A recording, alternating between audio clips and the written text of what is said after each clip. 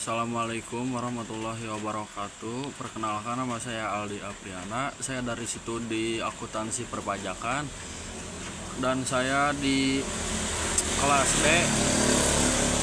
Saya ingin menceritakan sejarah Indonesia meliputi presiden panjang dari mulai masa perjarahan hingga Eropa modern yang ditandai oleh munculnya kerajaan-kerajaan maritim masa kolonisme Eropa, terutama Belanda dan Jepang. Perjuangan kemerdekaan dan Eropa reformasi, peristiwa-peristiwa penting termasuk berdirinya Budi Utomo 1908 1808, Sumpah Pemuda 1926, Proklamasi Kemerdekaan 1945, perjuangan bersenjata melawan penjajah setelah kemerdekaan dan Eropa reformasi 1998 yang membuka jalan sebagai demokrasi. Masa penjarahan dan kejarahan, zaman penjarahan, kemerdekaan dan penemuan fosil sejarah Indonesia setelah ada sejak 1,7 juta tahun yang lalu, seperti manusia Jawa. Kerajaan Hindu Buddha Nusantara dipengaruhi oleh kerajaan-kerajaan besar seperti Sriwijaya dan Majapahit. Kerajaan Islam melalui perkembangan di berbagai wilayah seperti Samudra, Pasal, Demak, dan Mataram Islam. Masa penjajah, kedatangan bangsa Eropa datang ke Nusantara pertama kali pada tahun 1590 genep di Banten, dipimpin oleh Cornwallis Dwi Hutomo dengan tujuan berdagang.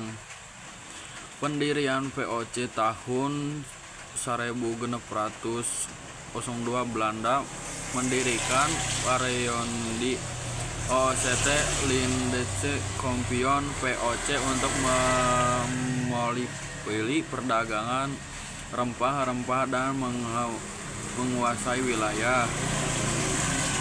Era Hindia Belanda setelah VOC dibubarkan pada 1798,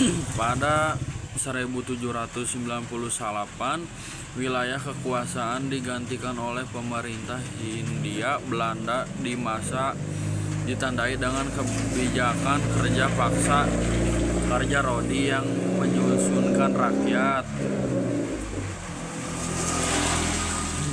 Pendudukan Jepang, pasukan Jepang menduduki Indonesia dari tahun 1942 hingga 1945, menggantikan kekuasaan Belanda. Perjuangan kemerdekaan, kebangkitan nasional, organisme Budi Utomo didirikan pada tahun 1908 yang menjadi tonggak awal kebangkitan nasional. Sumpah Pemuda pada 28 Oktober 1928, para pemuda mengikrarkan Sumpah Pemuda yang menyatukan berbagai kelompok menjadi suatu nasional dan bahasa. Proklamasi Kemerdekaan Indonesia memproklamasikan kemerdekaan pada 17 Agustus 1945 oleh Soekarno Muhammad Hatta setelah Jepang menyerah yang dilalui oleh peristiwa penting seperti Rangas Dengklok. Perjuangan beserta setelah diproklamasikan Indonesia harus mempertahankan kemerdekaan dari Belanda yang berusaha kembali merusak. Pertempuran besar terjadi di berbagai daerah seperti Surabaya, Ambawa, dan Bandung Lautan Api. Era Panca Kemerdekaan, pemerintah pertama PPKI, Panitia Persiapan Kemerdekaan Indonesia, menegaskan UUD 1945 pada 18 Agustus 1945 dan Soekarno-Hatta Muhammad Hatta menjadi presiden dan wakil presiden Pertama,